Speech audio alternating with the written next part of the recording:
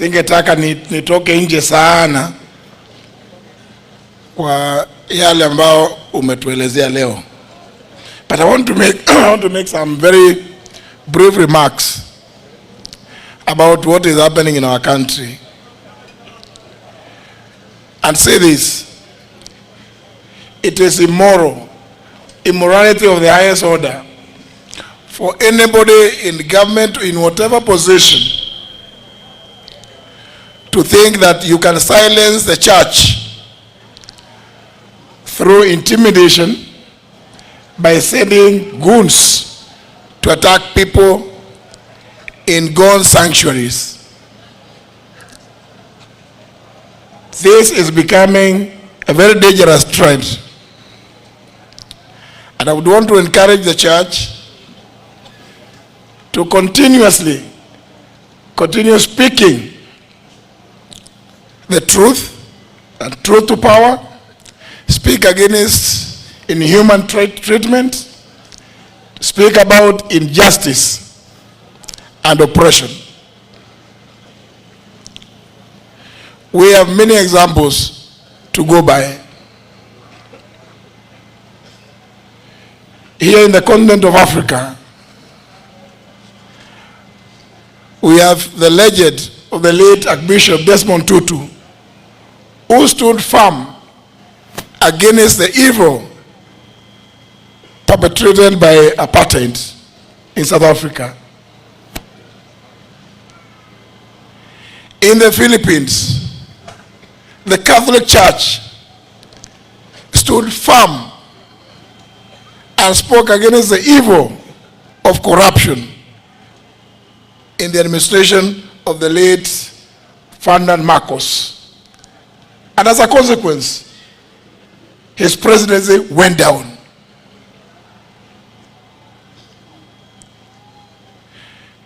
In the United States of America, civil rights movements were led by the clergy, foremost among them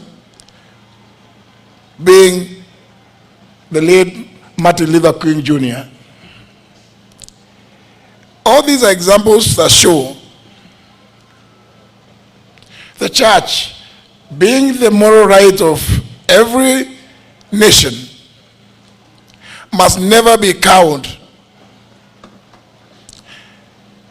And in that process, in the circumstances, I would want to condemn very, very strongly the attack recently, this week,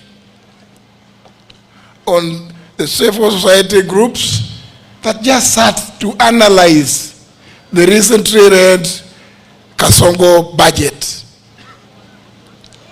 at the All Saints Cathedral. Of course, this is not an isolated case. We have in our midst a living example in Rigiji.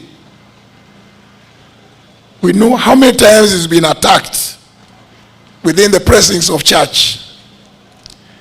And the current administration just says nothing, continues to bury its head in the sand.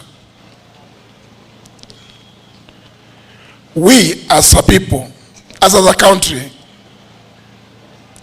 owe it to ourselves to always stand firm against these evils being perpetrated, not just against the church, but against the people of this republic.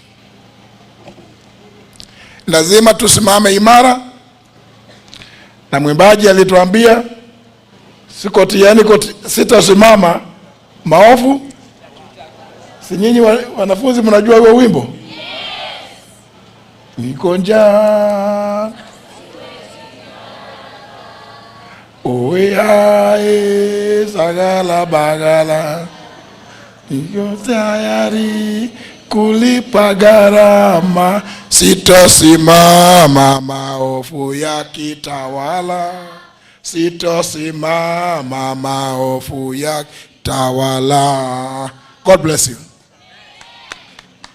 Asante sana. Huyu amekuwa mkuu wa sheria.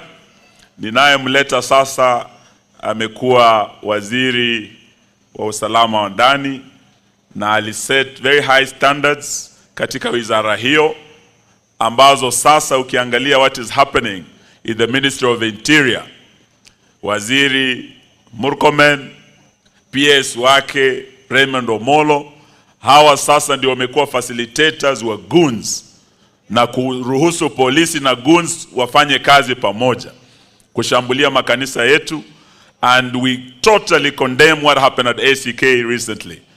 Jana pia wametuma goons hapa Harambee kuweza kuzuia ujumbe wetu kuingia katika Kakamega na Bungoma County.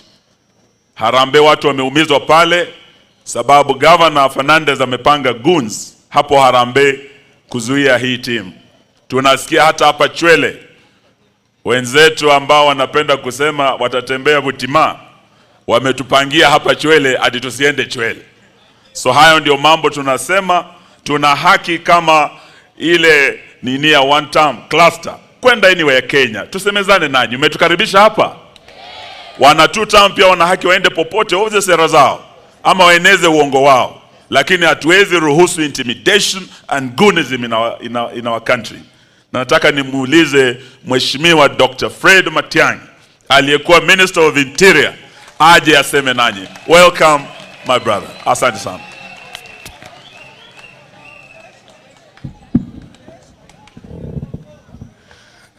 Wananchi wa Kibabii hamjambo. Tumsifu Yesu Kristo. Nachukua nafasi hii kidogo kusema asante Father Emmanuel na viongozi wa kanisa kwa kutukubalia leo tuwe na ibada hapa, kwa sababu ukipata nafasi kuabudu na kumshukuru Mwenyezi Mungu vile tumepata leo asubuhi, tunashukuru. Na hilo ni jambo la muhimu sana. Pili, ninamshukuru ndugu yangu Eugene Wamalwa na ndugu yangu George Natembea ambao wametukaribisha hapa, na najua nimeomba radhi kibinafsi, lakini pia ni vizuri niombe msamaha publicly kwa sababu tulikuwa tuingia hapa tangu Friday, lakini nilipata msiba wa karibu sana pale nyumbani. Tukakuwa na mazishi ya muhimu kwa sababu ndugu yangu mmoja wa karibu sana amepata kifo ya uchungu sana, ikatubidi tuende pande hiyo, na leo ndio nimepata nafasi ya kuja hapa. Tatu, ninawashukuru wananchi wa pande hii kwa makaribisho yenu, na ndugu zangu na dada wale ambao tumeandamana, viongozi wa nchi hii ambao sisi tuko katika upinzani. Tumetembea pande hii ya Western Kenya, na ninawashukuru ndugu zangu Mheshimiwa Wamalwa na ndugu yangu Mheshimiwa Natembea, sababu niliwaalika miezi 3 iliyopita. Wote hawa viongozi wakaandamana pamoja, wakakuja kututembelea pale Kisii. Mimi nimetoka pale Kisii, na nilifurahi wakati niliambiwa kwamba hapa watu wako one. Mimi nilikuwa nafikiri ni sisi tu Kisii tu one term. Sasa nikasikia raha sana kwa sababu nyinyi